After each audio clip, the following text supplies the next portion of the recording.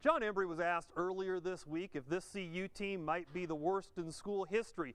He handled the question with humor, saying he thought the 1961 Boulder High team was probably worse. Well, there was nothing funny about what happened here at Folsom Field today. And quite honestly, that 61 Boulder Panther team should probably be offended. Eric Christensen standing by, and heck of a finish, Eric. It's been a while since we've heard from Tom Lehman. Yeah, Tom Lehman, he's had some success in Colorado before. Back in 2006, he has actually the runner-up at the International. But you're absolutely right, Vic. You couldn't have asked for a better finish at this tournament. You know, sure, the playoff got a little squirrely at times, but how about Fred Couples dropping back-to-back eagles on 15 and 16? David Frost shoots a course record 65 on Saturday, follows that up with a 67 today. But in the end, it was a guy who was relatively unspectacular. Tom Lehman, steady as they goes, capturing not only this tournament, but his first Champions Tour victory and his first victory in the United States since 2000. Eric Christensen joins us live from Boulder to talk about the season ender for the Buffs. Eric. Well, Gary, it was the same old story for the Buffs. Poor special teams play and just way too many mistakes. Has this team tonight saying woulda, coulda, shoulda once again. For Dan Hawkins, he knows he'll have at least one more season to fix what went wrong. And tonight, the coach says he feels fortunate to have that opportunity. Fires and Todd drives it. Deep right field. You can forget about this one. Gone to the second deck. 2 pinch hits, 2 home runs for Todd Helton this year. It was sure nice to see Todd Helton turn back the clock last night. Too bad the Rockies had to waste his heroics in another disappointing loss. It was their 6th defeat in the last 7 games. They were back at it this afternoon against the Dodgers. And what a game by Cargo. In the 3rd, you never run on Cargo. He throws a perfect strike to home plate. Then in the 4th, Cargo robs Nick Punto with the diving catch, caps off his great start in this game in the 5th. His 14th home run of the year. That's second most in the National League. Rocks led 4-3. But that lead was short-lived. Jhoulys Chachin just wasn't on top of his game today. Tim Fedorovich loops a double to the gap in the 6th. That scores 2, and the Dodgers would go back on top 6-4. The seesaw affair continued in the 7th. Michael Cuddyer, giddy up. He hits his 9th homer of the year. That's a 2-run shot. And we're tied at 6-6, and that's how it stands right now in the bottom of the 10th. Rockies and Dodgers are tied. So what should the Rockies do with Todd Helton? You know, he's only batting .228. Does the Todd father deserve to call the shots and play when he wants? Or do they need to make a tough decision and bury him on the bench? You can vote on our Ram Trucks poll question at cbsdenver.com. It was a tough afternoon for former Rockies pitcher Jason Hammel. In the 4th against the Tigers, he was tattooed not once, not twice, but 3 straight times. So what do you think is going to happen next? A, is he going to give up a 4th consecutive homer? B, hit the next guy in the head? Or C, take his ball and go home? Let's watch. Ah, it was B. That's going to leave a mark. I guess Hammel has to argue here, but if you hit a guy in the head after giving up 3 straight jacks, you are definitely getting tossed. As the Broncos continue to prepare for next season, it's going to be interesting to see who emerges as a replacement for Elvis Dumervil. The 2 most likely suspects are Robert Ayers and Sean Phillips. Ayers is trying to live up to the hype of being a first-round draft pick, while the former Charger Phillips, he joined the Broncos with designs on winning a Super Bowl.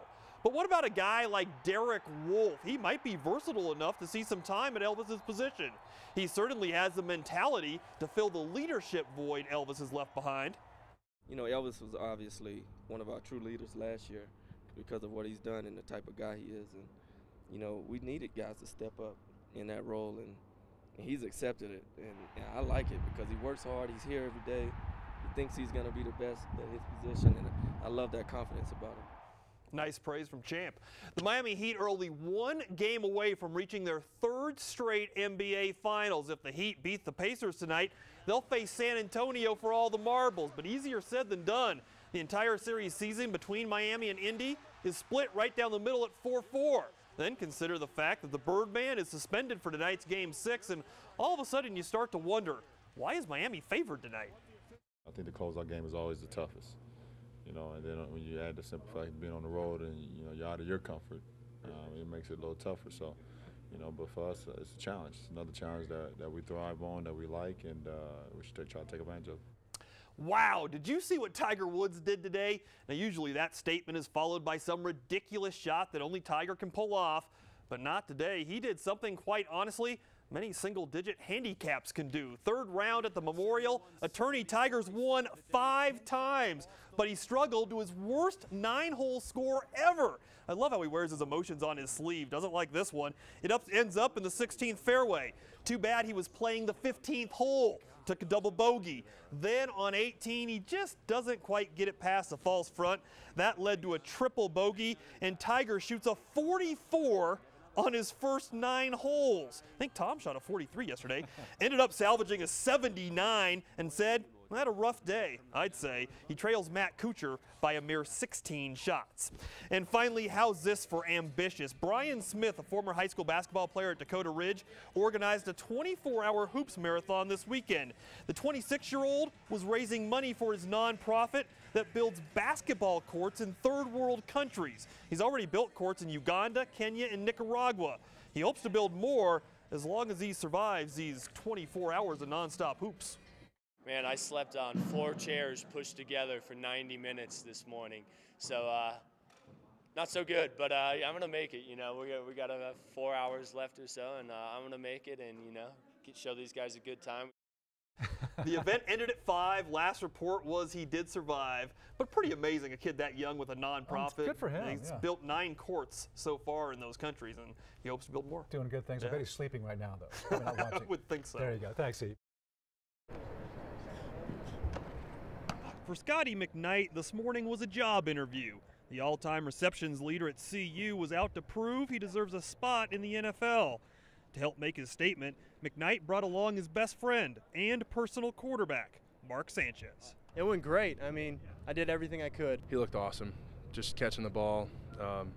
He looked quick, and for undersized, you know, too slow white guy, he looked pretty good. So I was really proud of him. Scotty and Mark have done this routine before. They've been throwing balls to each other since they were 8 years old. So today, with several NFL scouts in attendance, you would think having Mark as his quarterback would make Scotty's life a whole lot easier.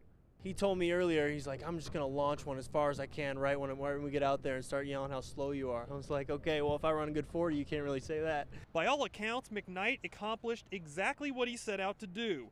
He ran a sub-4.5 40 and never dropped a pass from the Jets' star quarterback. McKnight may have taken a big step towards playing in the NFL today. Sanchez knows exactly where he'd like to see Scotty go.